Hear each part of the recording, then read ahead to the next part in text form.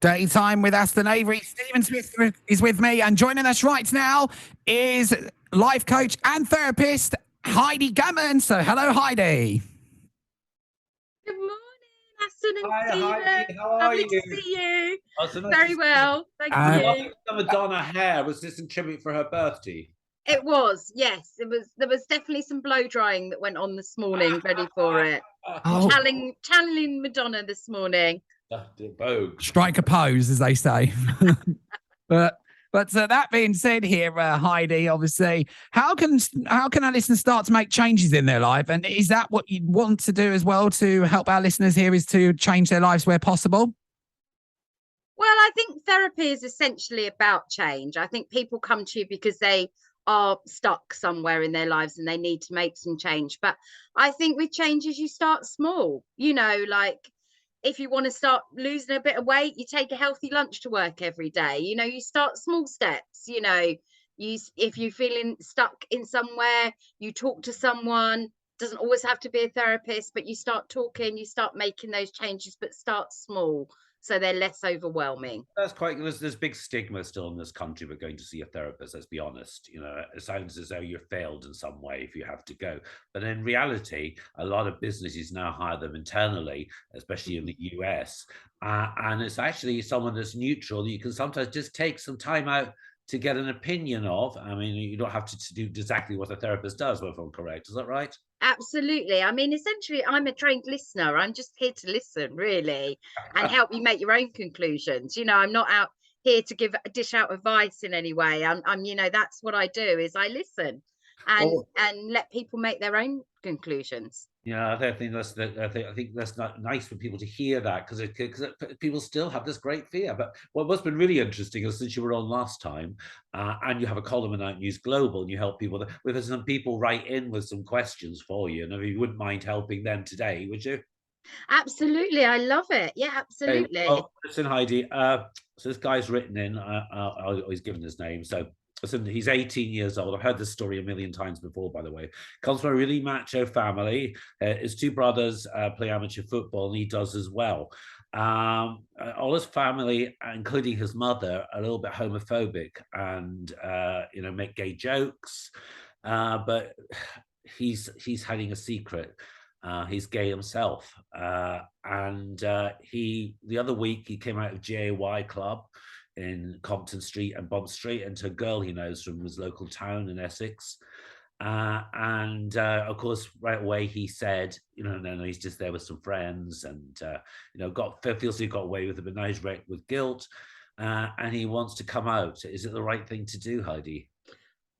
Whew, it's such a tough one, isn't it? Coming out, it's so it's hard, and you have to be really brave, don't you, to come out. Um, I don't like to tell anyone to come out. The people have to come out in their own time. Yeah, It's so personal to everyone. However, I think he really has to be careful of his safety. yeah, of course, yeah. You never know if you're not sure what their reaction's going to be like. I'd do simple things like to have a friend on standby who could come pick me up if Yeah. needed. um I'd possibly arrange for that friend to maybe stay there for a couple of nights just to Yeah. if it's a real shock, let the shock calm down a little bit. I'd possibly do things like just get my important documents together just in case, like worst case scenario.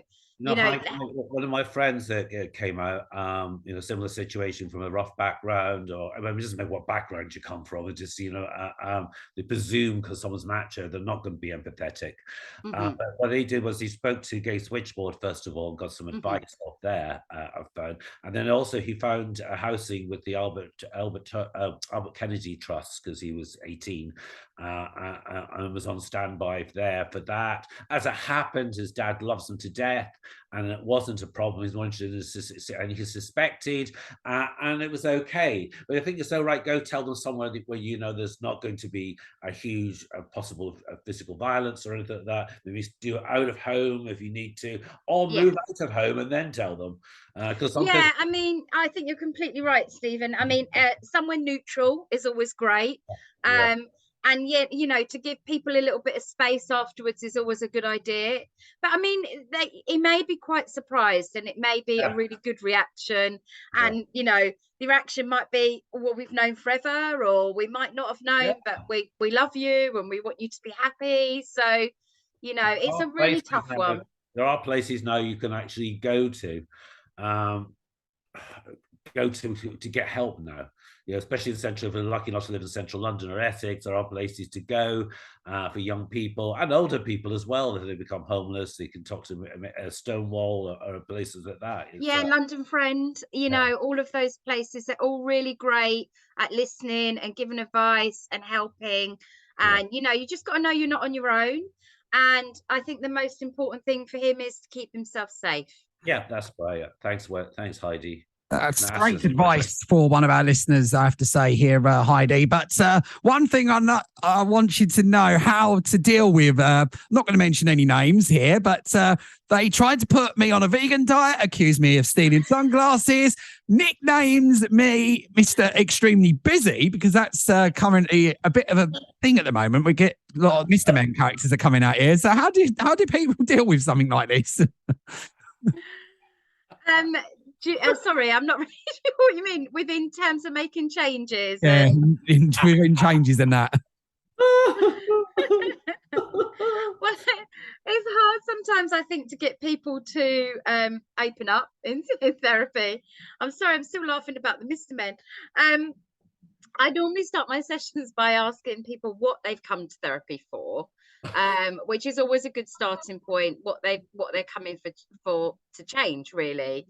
And that's always a good way of getting people talking, and obviously then me doing the listening and asking sort of open-ended questions where need be. But it's always really hard to get people talking at the beginning of sessions. Yeah. Absolutely. That had to come out, sorry, but it did. But that means very lucky to have a co-host like that. That's such fun. But there you go. I'm fun, at least. Okay, but Heidi, how do you get people to talk about feelings and the British? They're not known for it. They're not known for it. It's pretty tough. Men are quite hard in sessions to get chatting. But I always do like a free 20-minute chat before we do anything, just to see how people feel and to see if they're comfortable.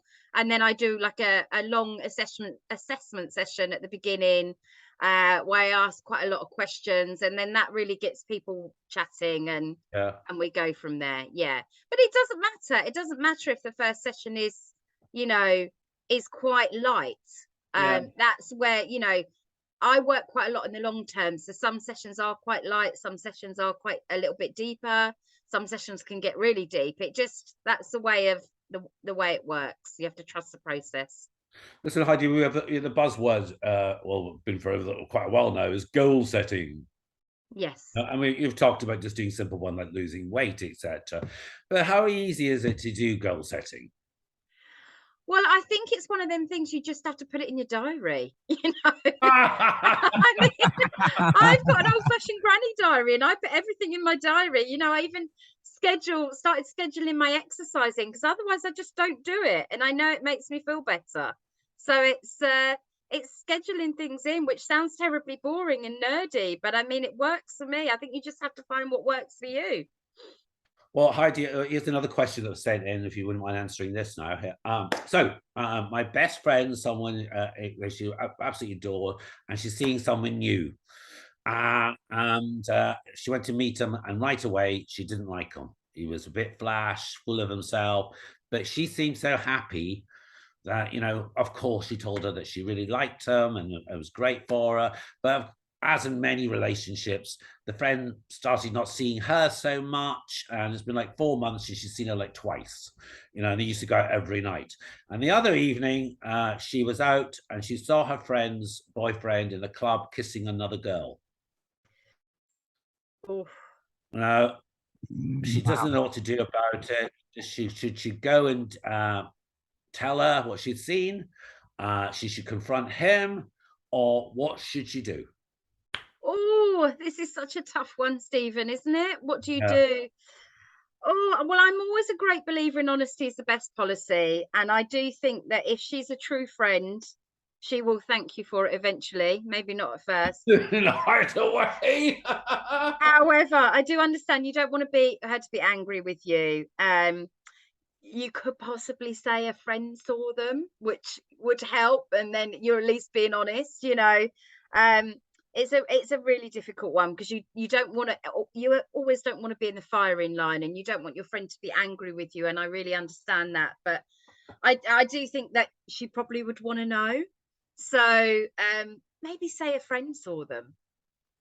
Yeah, it's just such an interesting. You always shoot the messenger, don't you? Yeah, There's it's a really hard one. It's really tough. Tough one, really. That if you confront him, then he's going to come up with some story. Oh, you've misseen it. Or if you go and tell her you're a complete bitch trying to ruin her relationship, and he'll tell her a story. And you know what love is like when you're at that first embrace of love. You believe any bullshit they tell you.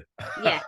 Even if you're a wise woman. in hindsight, sorry about that, but it's a bit of rubbish. They say it's rubbish. They called it there. But you get extremely busy, Heidi. How do you find time to relax?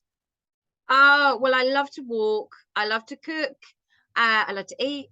But also, I just coming back from holiday recently, I discovered that I just love swimming, so much. Oh. So I'm going to keep up with my swimming since I came back because I really, really have enjoyed it again. So it's reignited my passion for swimming the holiday, which has been great. Oh wow! So, and I believe, and an amazing guest to have on, Heidi, as always. How can our listeners find out more about you? Oh, bless you, Aston. Thank you. It's lovely to see you. You can contact me at www.counselling-for-you.co.uk, or you can email me, Heidi, at counselling-for-you.co.uk. And on Instagram, we are counselling. Oh gosh, I can't remember what the lower dash is. Put it on the tube. But also, anyone else that has questions for Heidi, please send them in. She'll be on again in a couple of months' time, and we'll be happy to answer 2 or 3 of them if we can do. Thanks ever so much, Heidi. And Thank you so much. See you again soon. Pleasure. Thanks so much. Thank you. Bye. Thank you, Aston. See you soon. Thank you. Bye. Bye.